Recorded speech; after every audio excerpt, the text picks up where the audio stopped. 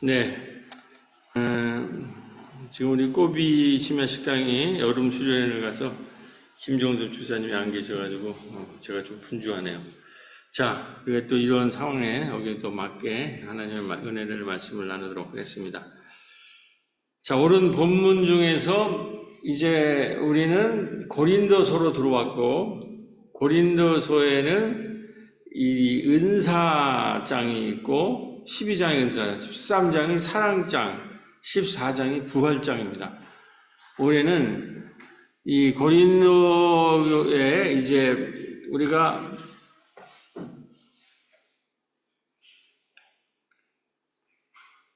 로마로 유럽 땅으로 뛰어들어서 이 갈라디아나 이 소아시아에서 엄청난 박해를 받지 않습니까?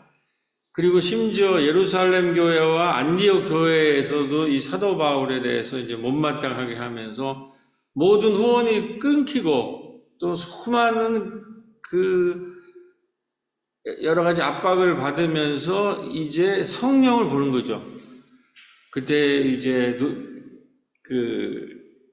계속 빙빙빙빙 글로 돌다가 성령을 보면서 마케도니아에서 부르는 소리를 듣고 이제 젊은이들과 실라와 디모데 디도와 함께 유럽으로 뛰어들어가서 제일 처음에 어디입니까? 빌립보, 데살로니가, 그 다음에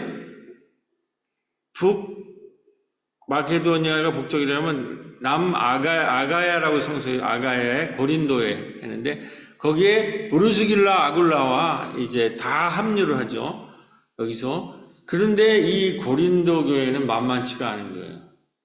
그동안은 모든 괴롭힘을 누가 하냐면 유다인들이 괴롭혔는데 여기에는 이 또 헬라인들의 그 자유분방함, 헬라인들의 아주 독특한 자기 고집들, 자기 자유분방함, 자기 식대로 믿음을 가지려고 하는 여기랑 이제 부딪히면서 이제 사도 바울이 여기는 특별히 교회가 4개로 갈라지죠. 분파로 갈라지죠.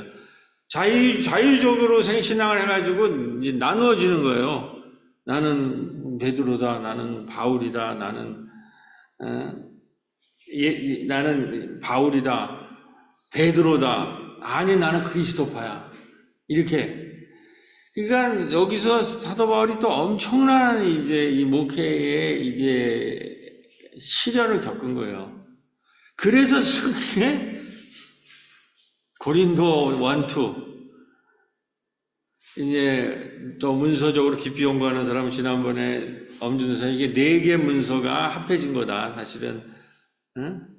이제 이거는 학자들의 얘기인데 이걸 깊이 연구를 해가지고 잘 안 이어지는 부분이 있고 이게 이런 것들을 다 연구해서 이제 거기까지 우리 평신도들이 연구할 필요는 없는데 하여튼 여러 개의 편지를 보낸 거예요. 그래가지고 하도 문제를 이제 일으키고 싸우니까 그 해결책으로 결국에 이게 3장이 나온 거예요.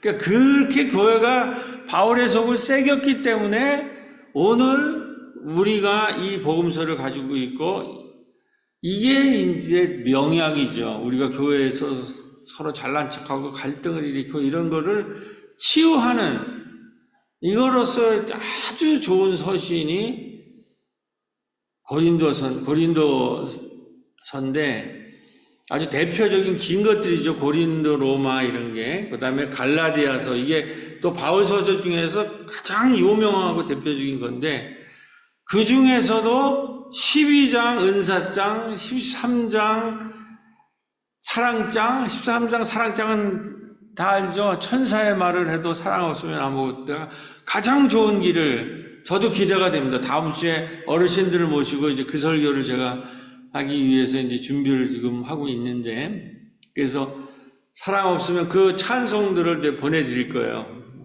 이제 우리가 또 이제 마당 예배 형식을 해서 제가 이제 이 코로나기에 마당 예배라는 형식을 이렇게 했는데 이게 나름대로 어르신들과 소통이 되고 하여튼 CBS에도 우리 춤추는 장면이 나갔으니까 그 6분짜리를 다음 주에는 어르신들이 보시라고 어떻게 그렇게 맞춰졌는데 또 그게 나와서 그렇게 하고 그 차량장 노래도 하고 이렇게 하면서 오늘은 제가 선교적 예배가 뭔가 하는 말씀을 좀 드리려고 합니다. 이 은사를, 그러니까 여기에서는 이 은사는 성령의 은사를 왜 이렇게 해서 한 장을 해가지고 은사장을 만들었는가? 자, 이제 이 교회의 싸움의 성격이 여러 차례 얘기했죠. 제가 이 그림을 여러 차례 지금 보내는데, 이제 여러분들이 좀 외울 정도로 이걸 이해해야 돼요. 이 교회는 고린도 교회가 한국 도시교회 부유한 사람이 있고 양극화된 거예요. 로마의 다 식민지죠. 바울은 로마가 만들어놓은 식민지를 가서 거기에서 로마의 황제가 신이 아니라 너희 황제에 의해서 죽임을 당하고 부활한 그 사람이 진짜 신이다라는 것을 얘기를 하나. 그게 초대교회의 기독교 신앙이에요. 모든 지금 로마 백성은 이 황제가 신이라고 믿는데 바울은 그 황제에 의해서 십자가 처형을 받은 그 젊은이가 부활했고 그가 우리를 구원할 수 있다는, 황제가 우리 구원 못한다는 얘기예요. 황제에게는 다 망했고 그리스도교는 아직도 살아남아서 오늘 우리가 예배를 드리고 있는 거라는 거예요. 근데 이 복음을 가지고 고린도에 도착을 해서 세웠는데, 그러니까 거기에는 부자도 있고 노예도 있는 거예요. 부자도 있고 노예도 있고 평범한 사람도 있어요. 이거를 하나 되게 해야 돼요. 그리스도 안에서 갈라디아서에 있는 남자와 여자와 노예와 노예 주인과 모두가 하나다라는 거예요. 이게 예수 그리스도의 하나님 나라예요. 그거를 이제 선포를 해서 이 갈라디아서에 있는 그거를 선서를 해야 이 공동체에 들어올 수 있었다고 해요. 이게 뭐 노예주가 노예들을 노예인으로 삼는 거 당연히 하고 남자가 여자를 차별하는 게 당연히 하는 건데, 이 공동체 똑같은 시의회라는 에클레시아라는 말을 똑같이 쓰지만 이 하나님 나라를, 하나님의 바실레이아, 하나님의 나라를 하는 이 바실레이아의 에클레시아는, 이 교회는 평등하다라는 거예요. 이게 다 하나 같다는 거예요. 이게 이제 어마어마한 얘기죠. 이게 2000년 전에 그 공동체에 왔는데 들어올 때는 이렇게 같이 하겠다고 그랬는데 지나다 보니까 제일 큰 문제, 고린도서 시작하자마자 너희들이 싸운다는 얘기하고 제일 먼저 바울이 비판하는 게 뭡니까? 부자들이, 가난한 자들이 일하고 오는 것도 못 참고 먼저 먹어서 이 하나님의 바실레이아, 하나님 나라를 완전히 마귀의 잔치판으로 만들었다. 이렇게 이제 처음에 부유한 자들이 가난한 자들을 자기의 부를 과시하기 위해서 가난한, 노동하고 오는 가난한 자들이 오기 전에 밥을 먹고 취한 거예요. 그 다음에 이게 헬라 사람들이니까는, 헬라가 뭐가 있습니까? 바로 이 전에 아덴에 가서 사도 바울이 전했는데 아덴 사람들이 잘 안 받아들이잖아요. 이 헬라는 지금 서구 사람이 그렇지만 지혜가, 소피아라고 하는 지혜가 뛰어난대요. 그리고 그런 걸 굉장히 찬양해요. 그래가지고 소피아, 말을 하기를 좋아하고 토론하기를 좋아해요. 그러니까 걔네들은 아고라라고 하는, 그게 민주주의가 또 싹 튼 아고라라고 하는 광장에서 자유롭게 토론한다는 거예요.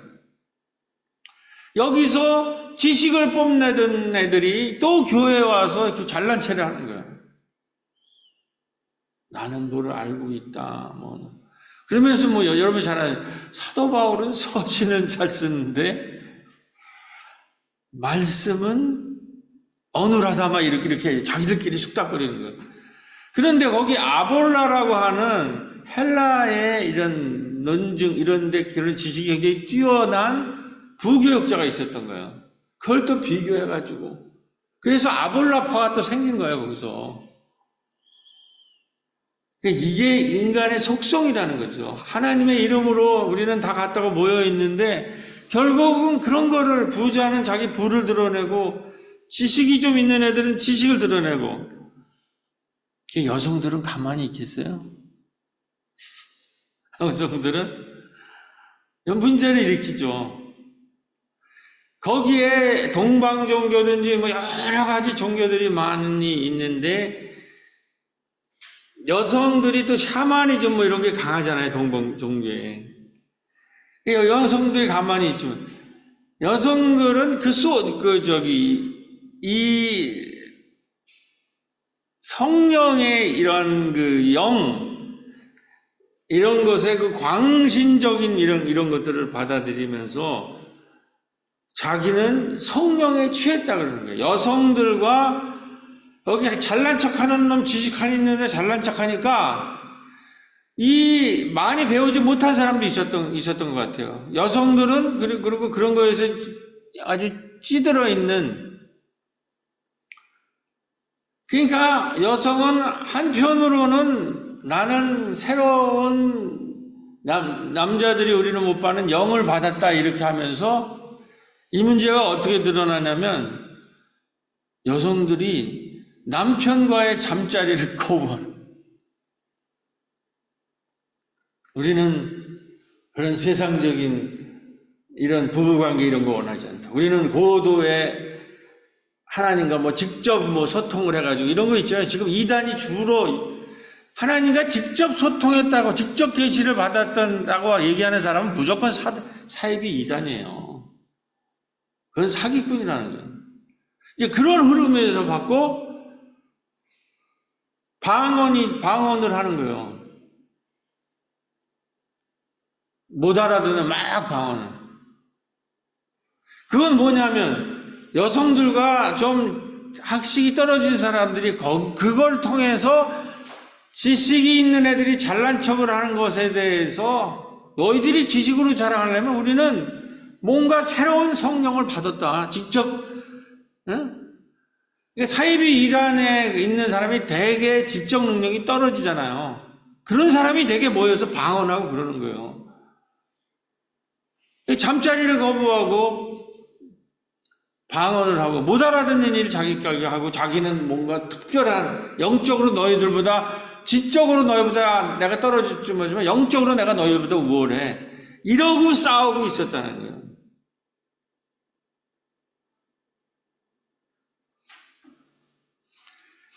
성령은 이런 은사를 주는 것은 공동체를 잘 섬겨서 이웃을 잘 섬기고 공동체를 잘 섬겨서 하나님의 은혜가 넘치도록 하기 위해서 사실은 고린도 교회에 이런 은사가 넘쳤어요. 원래는 상당히 별 볼 일 없는 사람이 모였는데 예수 믿으면서 지식이 그 앞에 있잖아요. 지식이 풍성해지고 각종 은사들이 봉사하는 은사, 섬기는 은사, 지식의 은사, 방언의 은사 이런 것이 넘쳐났는데 한참 지나다 보니까 이 은사들을 가지고 교회를 망치는 데 쓰고 있다는 거예요. 그래서 사도 바울은 은사, 성령은 반드시 타인을 생각하고 타인의 관계를 생각하고 공동체를 세우는 데 사용되어야 된다는 거예요. 그러니까 늘 우리가 할 때 하나님 사랑은 반드시 이웃 사랑과 연결되지 않으면 이거는 큰 문제를 일으켜요. 신앙이 많다는 사람들, 자기가 성경을 몇 번 읽었다고 그러고 신앙이 많다고 하는 사람이 꼭 교회에서 문제를 일으켜요. 그건 왜 그러냐면 하나님과 자기를 특별한 관계로 해서 하나님을 사사와 개인의 소유물로 만든다는 거예요. 이 모든 은사가 공동체를 섬기고 이웃을 섬기라고 줬는데 그 하나님과의 자기와의 특별한 관계를 사유화하고 개인화해가지고 나만 이렇게 특별한 은사를 받았어. 우리 집에 이런 돈 축복이 내려줘. 맨날 이런 얘기만 해요. 모이면.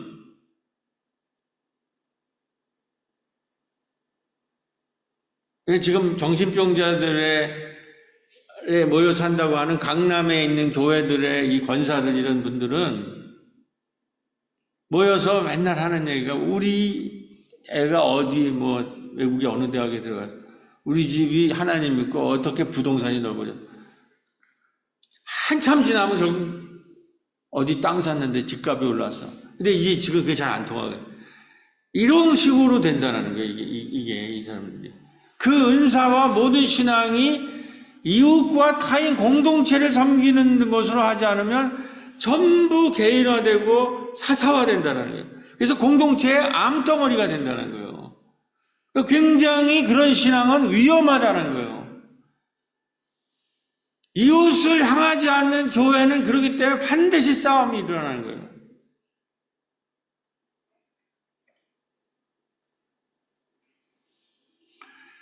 자, 여기서 그렇기 때문에 우리가 예수를 우리가 교회를 다니면 은사를 주어줘요.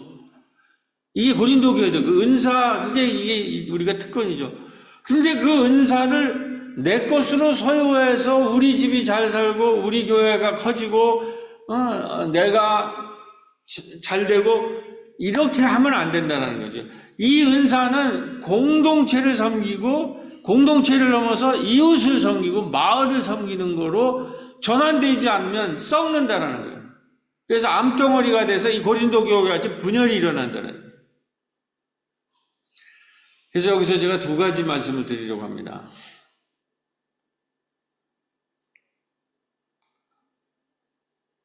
그래서 지금 세계적으로 선교적 교회라는 것이 등장하고 있어요.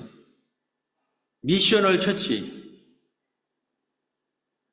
그리고 이게 영국, 미국에서 크리스텐담이라고 하는 그 유럽은 뭐예요? 태어나는 사람에서부터 크리스텐담, 기독교 나라 아니에요. 그러니까 기독교 왕국이 있단 말이에요.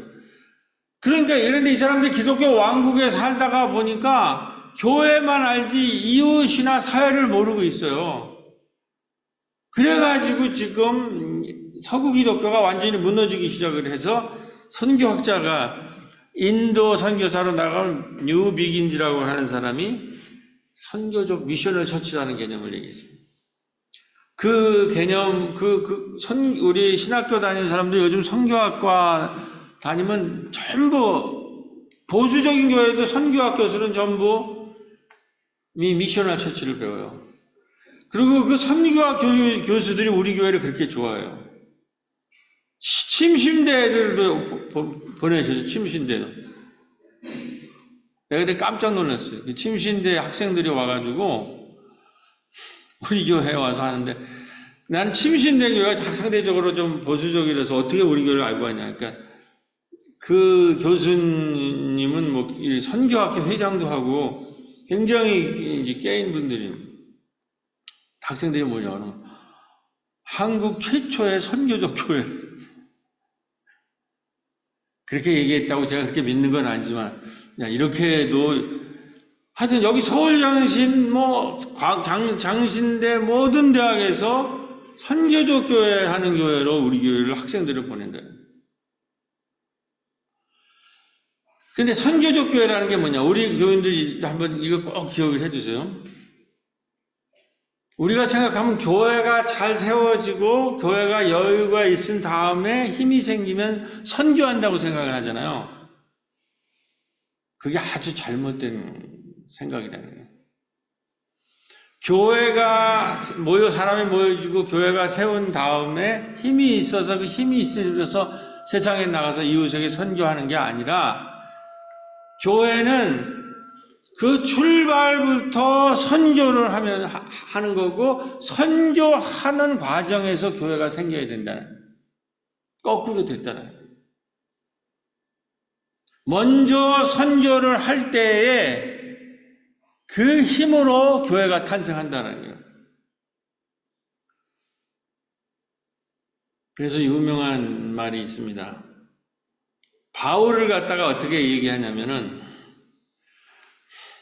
어떻게 원래 바울의 이름은 헬라 이름, 히브리 이름으로는 사울 아니야. 그 왕의 다윗 그 시절에 다윗의 앞에 있는 왕 사울이었는데, 이것이 이방인들한테 전하고 유럽 땅에서 세계화되니까 사울이라는 히브리식 이름으로는 안 되니까 사울에서 바울로 바뀌어지면서, 이 바울이 이방 선교의 3차에 걸친 세계 이방 선교를 이끈 이방 선교의 아버지가 됐잖아요.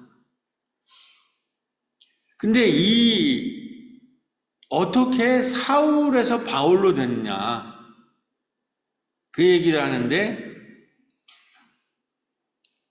이렇게 얘기를 해요. 이 바울이 이 세계적인 그 선교사, 그 초대교회를 일으킨 이 바울을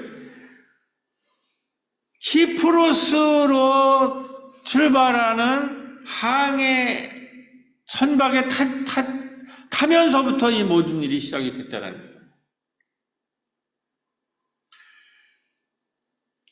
이 바울의 이 어마어마한 선교적 파워는 가만히 배를 타지 않고 가만히 있을 때 그 사람에게 그 선교적 잠재력, 바울이라고 하는 위대한 선교사의 파워가 드러나지 않았다는 거예요. 일단은 선교 여행을 떠나는 그 키프로스로 가는 배에 탔을 때 사울이 바울로 되는 잠재력이 드러난다. 그러니까 우리의 신앙도 우리가 가만히 있고 교회에 그냥 열심히 와서 주일마다 예배 드리고 이렇게 해가지고 우리의 은사나 우리의 잠재력이나 우리의 신앙이 자라지 않는 거예요. 먼저 선교 여행을 떠나는 키프로스의 그 배에 올라타야, 그래서 그 선교 여행을 가는 과정에서 우리의 선교적 잠재력과 영향력이 드러난다는 거예요.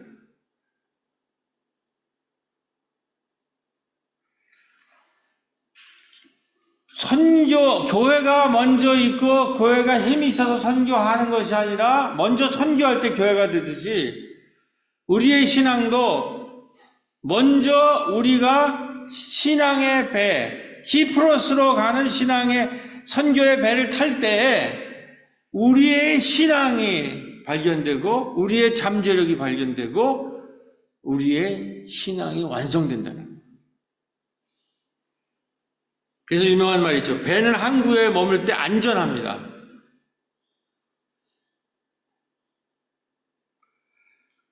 일단은 배를 타서 항해를 시작하면 어마어마한 풍파와 위기에 우리는 위기로 가는 거예요. 그것이 두렵다고 항구에 가만히 앉아 있으면 안전하기는 하지만은 배는 항구에 묶어 두려고 만든 것이 아니라는 거예요.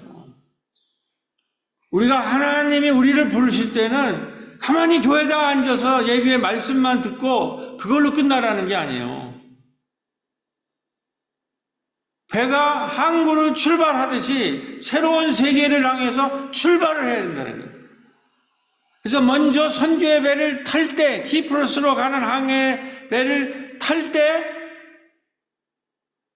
그때에 하나님이 우리를 어떻게 부르셨고, 그 부르심을 통해서 하나님이 어떻게 그 부르심의 목적을 이루려고 우리에게 어떤 은사를 주셨는지, 선교를 하고 봉사를 해야 하나님이 나를 왜 불렀는지, 그 부르심에 통해서 뭘 하려고 하시는지, 그리고 그 항해를 통해서 나의 선교를 하면서 나의 잠재력이 드러난다는 거예요.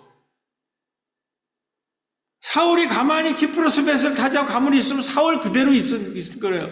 그러나 키프로스 배를 타고 항해를 시작하자 그는 특별히 3차에 걸친 전도여행을 했어요. 이렇게 선교를 할 때 그를 통해서 세계 선교를 이루신 거예요. 그게 바로 미셔널 처치예요. 선교적 교회가 돼야 된다. 배를 타지 않고 항해를 하지 않는 교회당 안에 앉아있는 그런 교회가 되지 않는다라는.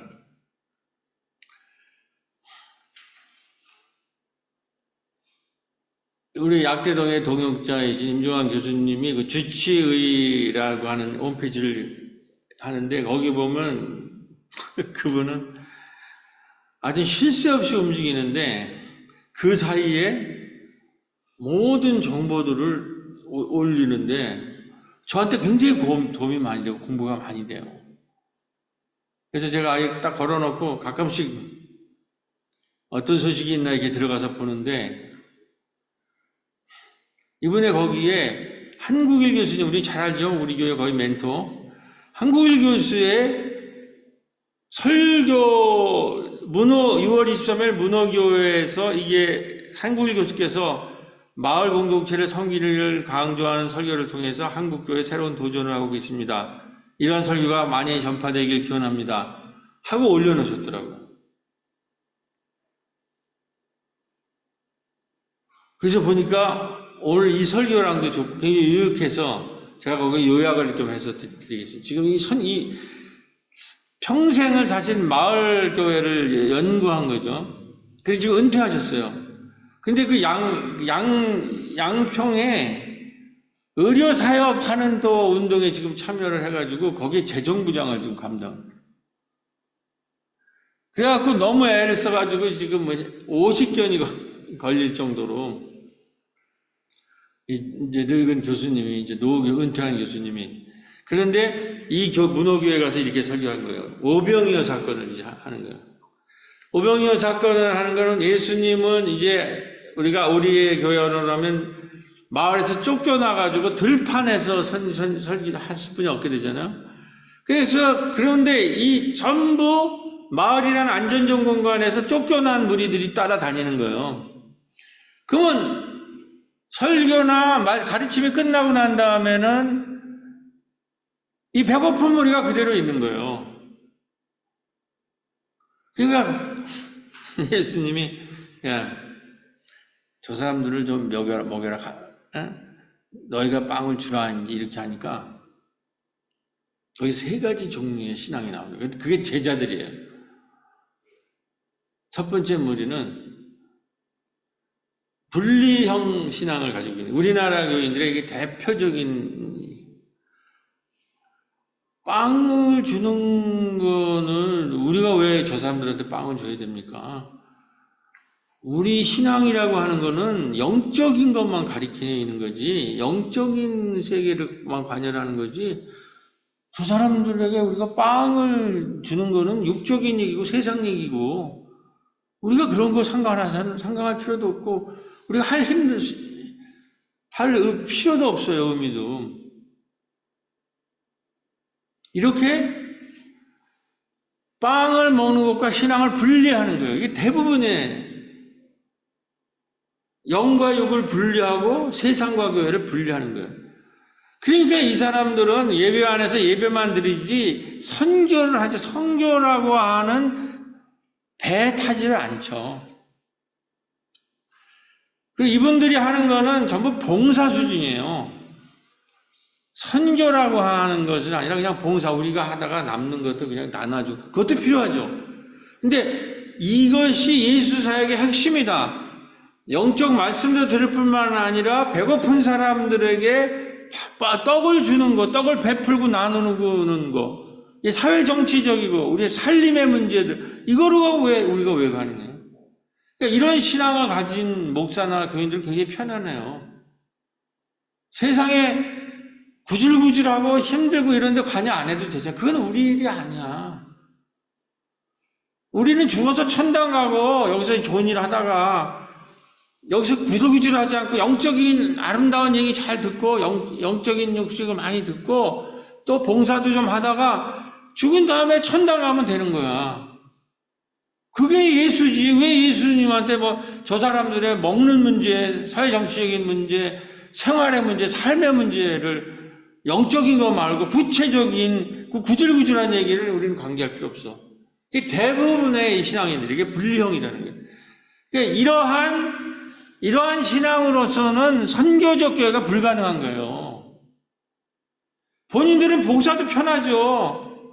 교인들이 뭐 어떻게 되든 간에 난 영적으로만 가리키면 되지. 내가 육적인 그 사람들의 아픔이나 경제적인 문제를 왜 교회가 감당? 제가 옛날에 우리 형님이 해서 내가 한참 우리 또 광주 시절에 제가 하는 그런 신앙을 얘기했더니 그 형님 친구가 아주 신앙이 돈도 쭉 듣더니 우습다는 듯이 그거는 신앙이랑 관계없는 일이에요. 그래서 내가 깜짝 놀랐어요.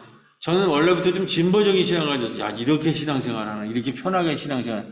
그거는 신앙이 아니고 신앙이랑 관계없는 일이에요. 이렇게 얘기하더라고요.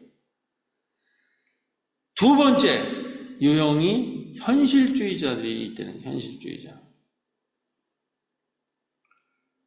이 현실주의자는 뭐는 요한복음에 나오는데 빌립이 나오잖아요. 빌립이. 그러니까 빌립을 찍어서 시험하려고 예수님이 물어보는 거예요. 저기 지금 말씀 다 듣고 배고픈 사람 많은데 가서 먹여라. 이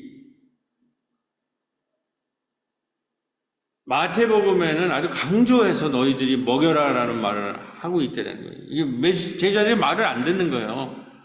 제자들도 당시 회당이나 이런 유대교들 그 종교인들 수준이니까 그건 나랑 무슨 상관이냐.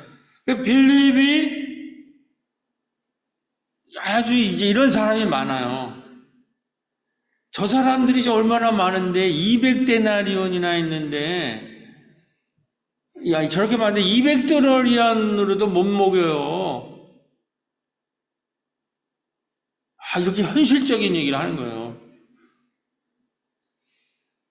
우리가 꼭 하나님의 일을 하면 현실주의자들이 등장합니다. 불리형, 그건 우리랑 신앙이랑 관계 없는 일이에요. 사람들이 가난하고 그런 건 우리는 영혼으로 구원받아서 영적으로 구원받는 거지. 우리가 이 세상에 하나님 나라 왕국을 하고 가난한 자를 하는 거는 우리의 일이 아니에요는 분리형이 아니면 그거는 돈이 얼마나 드는데 그거 불가능한 일입니다. 교회가 그런 일을 하는 것은. 그래가지고 이런 논리로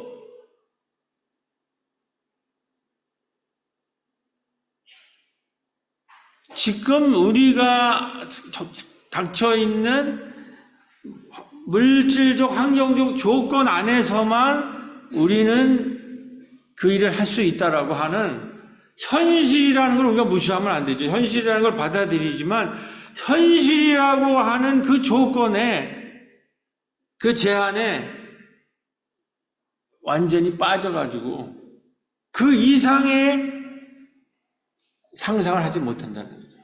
그래서 그 예수님이 하는 얘기들, 예수님이 하도 답답하니까 그걸 강조해서 너희들이 먹여라. 이런 식으로 얘기해요. 너희들이 가진 걸 가지고 먹여라 이렇게 얘기해요. 그런 걸 마가복음, 마태복음 강조한다는 거예요.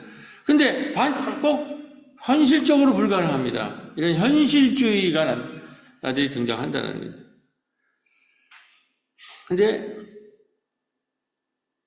이날 저 동영상의 설교를 보니까 제가 여러 번 한 유영별 마을 목회 그 책을 가지고 가셨어요. 그 책에. 이게 이제 미셔널 처치 한국형 마을 목회. 이 선교적 교회의 한국형이 마을 목회거든요. 그것을 지금 집대성한 이 책이 중요하다고 그러면서 거기에 제주도에서 어느 선교를 하던 근데 요즘은 그 선교가 학교에서 우리가 지역아동센터 이런 거 다 해도 전부 못하게 하잖아요.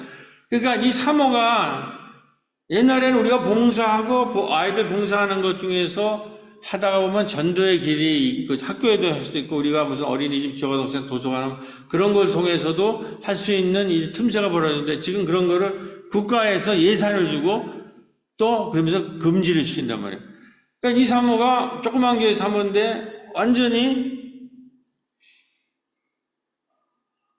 전도의 길을 막혀서 이렇게 실망을 하다가 어느 날 그 제주도에 가면은 나 홀로 된 그 가정들이 많은 것 같아요. 할머니랑 그런 그 아기를 하나를 봤어요.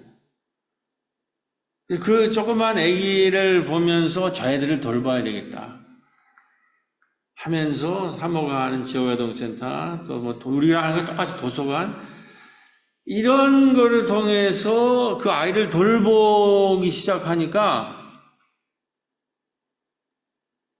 그래서 작은 애 여기 우리가 결국 이 문제를 예수님이 어떻게 풉니까?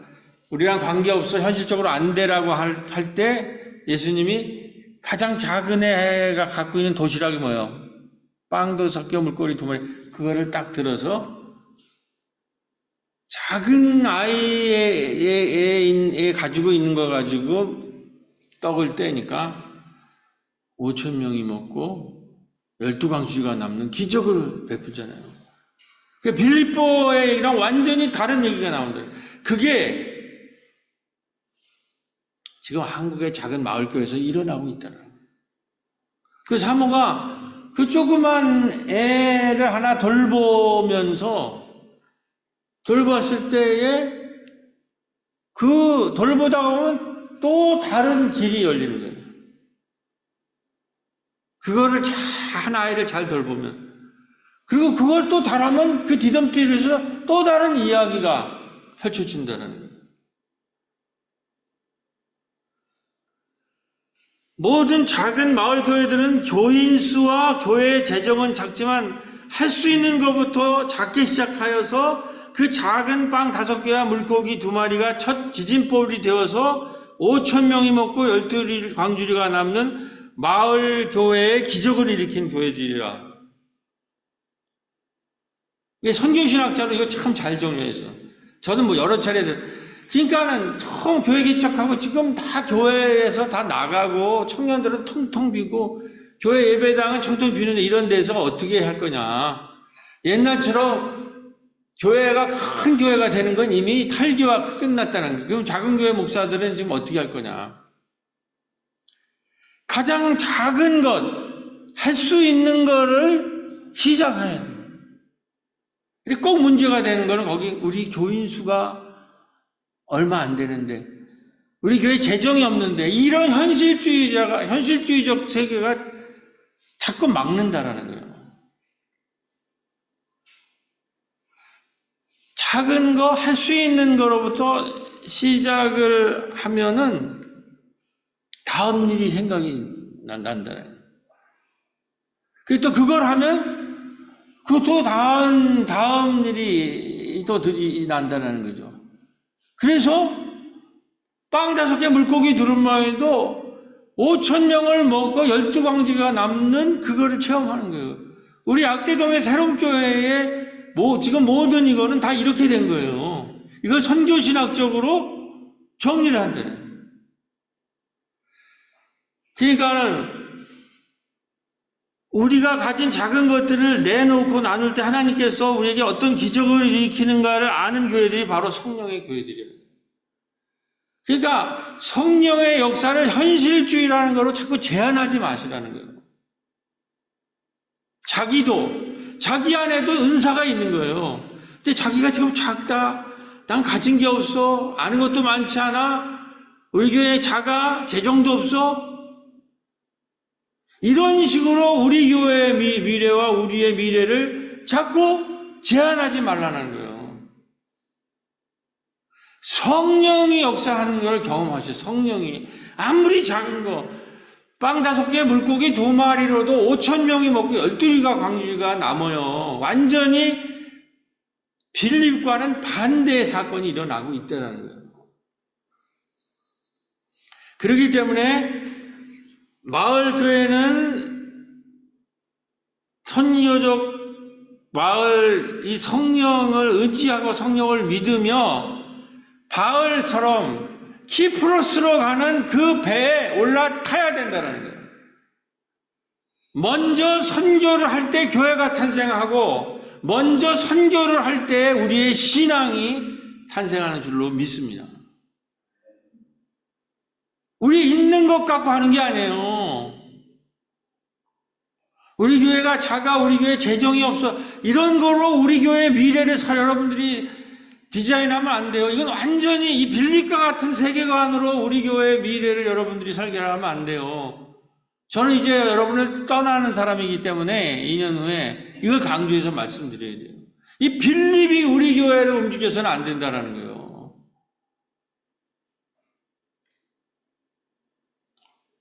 자, 우리 여기 보면 2024년 가자 마을 돌봄교회 돌봄마을 이렇게 우리가 정한 거 있죠? 신년. 성령께서 어떻게 역사하는지 보면.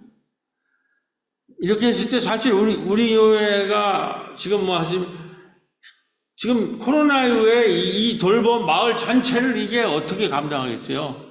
우리 추스리기도 바쁜데.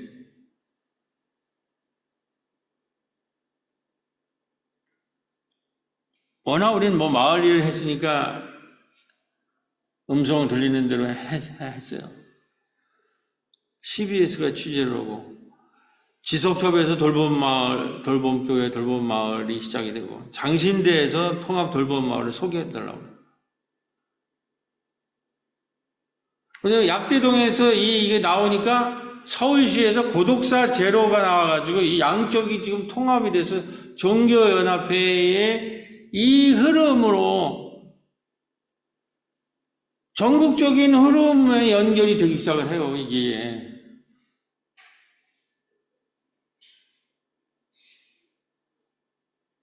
성령이 역사하는 것이라고 고백하지 않을 수가 없어요. 자, 지금 시간이 많이 갔기 때문에 그러면 우리가 하는 이 성령의 은사를 통해 이루어갈 성령의 항해도 지금 주님께서 보여주신 거 간단하게 다음 주에 아마 어르신들과 이 얘기 또 좀 해야 될 것 같은데 하면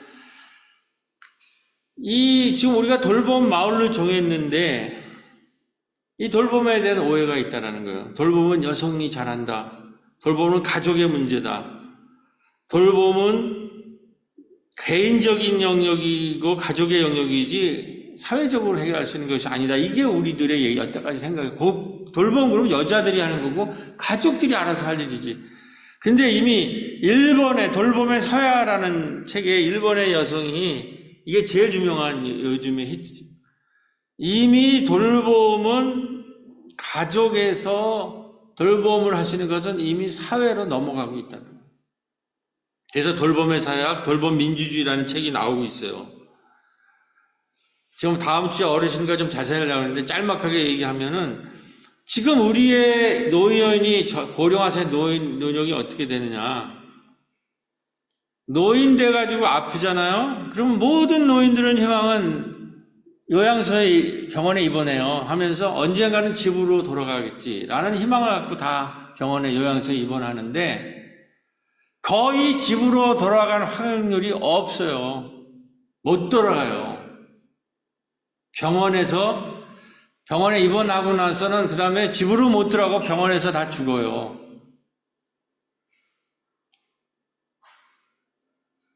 이 문제를 어떻게 해결하느냐. 그렇기 때문에 이제 살던 마을에서 죽어요. 병원으로 들어가는 사람 친구, 가족 다 관계하고 그 병원이라고 하는 거기에서 무슨 주사를 놓는지, 응? 잠 오는 그거를 주사를 놓는지 마취제를 놓는지 모르고 죽어간다는 거예요. 그래서 결론은 지금 이 돌봄을 누가 할 거냐라는 게 지금 큰 논쟁이라는 거예요. 국가가 하는 것이 그동안 우리 국가가 돌볼 수 있다. 처음에 가족으로 했는데 가족은 안 된다는 게 판단이 나죠. 그러니까 국가가 등장하는 거예요. 그것이 소위 말해서 서구의 복지국가라는 얘기. 복지국가에서 국가가 돌보겠다. 근데 지금 서구 사회가 우파가 등장하고 정권이 다 넘어가잖아요. 왜 그러냐? 복지국가가 지금 무너지고 있어요. 그러니까 복지국가가 무너지니까 국가는 어떻게 해요? 시장한테 넘겨. 돌봄 우리가 못했다니까 알아서들 전부 할 사람들 모여서 장사식으로 어르신 가서 돈 벌고 이렇게 해라. 그래가지고 요양소가 난립하고 지금 질이 떨어지고 이게 비싸진다라는 거예요.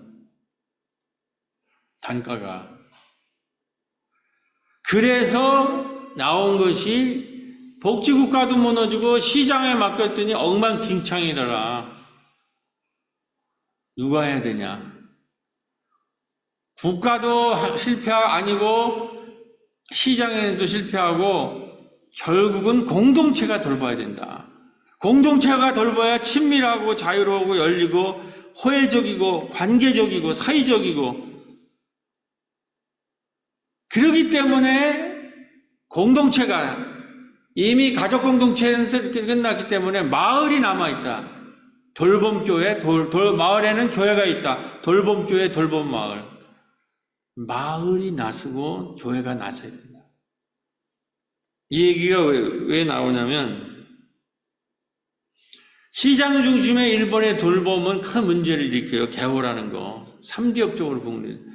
그런데 독일의 교회 중심으로, 마을 중심으로 한 독일의 공동체 돌봄은 성공을 했어요. 이게 독일 디아코니아라는 거예요. 임종환 교수가 이제 이걸 가지고 지금 전국에 다니면서 얘기를 하고 있는 거예요. 독일 교회가 60만 명을 내 사람들한테 지원을 하면서 자원봉사가 70만 명이 있는 거를, 1조라는 5천억을 쓰는 교회가, 국가가 교회에 맡긴 거예요. 그러니까 한국에서는 그럼 어떻게 되느냐. 그래서 이 문제를 가지고 뭔가, 아까 약대동에서는 돌봄마을 운동이 있고, 이분이 장헌일 박사라고, 이게 이제 고독사 제로가 지금 마포 지역에서 이제 일어났는데, 양쪽이 만난 거예요. 주제 발표가 지역사회 돌봄 사례, 고독사 제로를 향한 돌봄 사례에서 두 그룹이.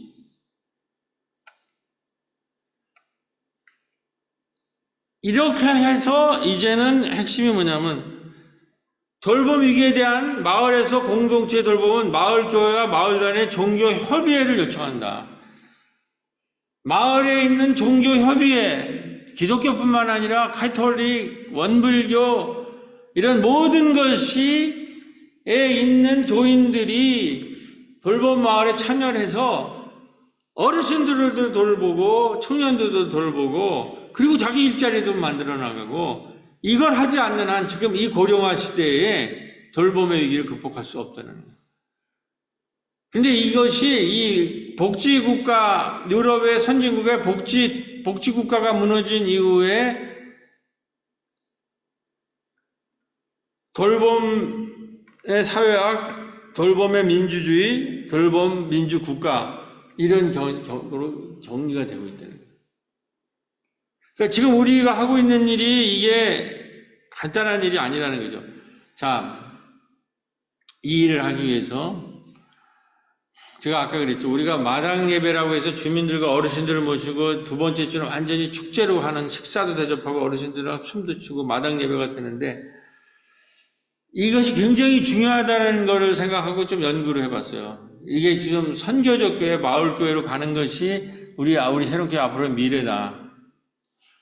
그래서 찾아봤더니 선교적 교회라는 학자가, 선교적 교회에 굉장히 중요한 것은 선교적 예배를 드려야 된다. 선교적 예배를 드릴 때에 교회가 성령의 교회로 변화되고 성령의 은사와 역량을 발휘할 수 있다는 거예요. 자, 그래서 그분이 쓴 거 그대로예요. 선교적 예배는 지역 사람들의 성령의 은사, 즉 달란트를 중요한 자원으로 여기게 되는데, 이는 하나님의 사역이 각자의 신앙 공동체에 부여하신 영적 은사를 통해 실현되기 때문입니다. 그러니까 우리 마을 주민들에게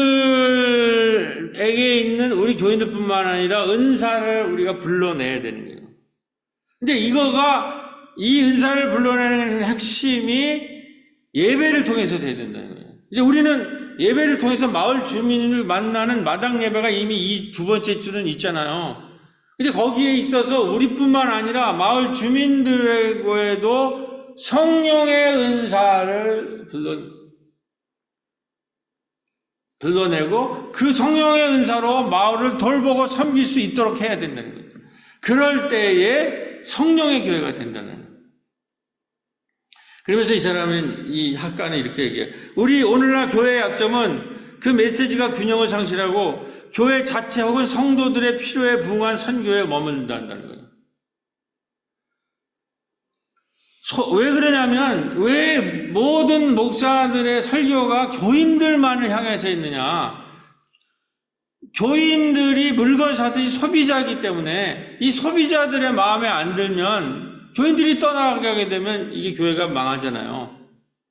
그렇기 때문에 소비 문화에 젖어 있는 성도들을 향해서 그들의 필요를 채워주기 위한 메시지에 몰두하고 있다는 거예요. 여기에 나와 있는 사람들의 그 여러 가지 필요성을, 그 상품적 욕구를 채워주는 것만 몰두를 하지, 교회 밖에 있는 사람들, 여기 있는 사람들이 키프로스로 가는 배에 타는 얘기를 하지 않는다는 거예요. 그런 얘기는 여기 있는 사람한테 부담이 되잖아요. 힘들고, 나 여기 쉬러 왔는데 무슨 키프로스 가는 배를 타. 왜? 난 여기 와서 편안하고 싶고 쉬고 싶은데. 그러니까 그 선교적 배라는 타라는 얘기를 절대 하면 안 돼. 그거는 여기 있는 고객을 무시하는 게 돼요. 두 번째, 교인들에게만 메시지 주신 마을 사람, 지역 사람들한테는 성도들을 향해 그들의 필요를 채우기 위한 메시지에 몰두한다면 이타적 삶을 통해 그리스도의 복음을 증거해야 되는 선교적 삶은 불가능하게 될 뿐이라는 거예요. 배도 안 타고 마을 사람들의 은사를 해서 함께 돌봄교회, 돌봄마을을 만드는 그러한 킹덤 오브 갓, 하나님 나라의 마실레이아, 에클레시아, 이게 성서가 얘기하는 건데 이런 얘기를 절대로 할 수 없다는 거죠. 이런 선교적 교회, 선교적 예배, 이걸 절대로 할 수 없는 교회들로 득실거리기 때문에 모든 사회적 문제의 핵심이 교회에 있다는 거예요. 모여서 싸우고,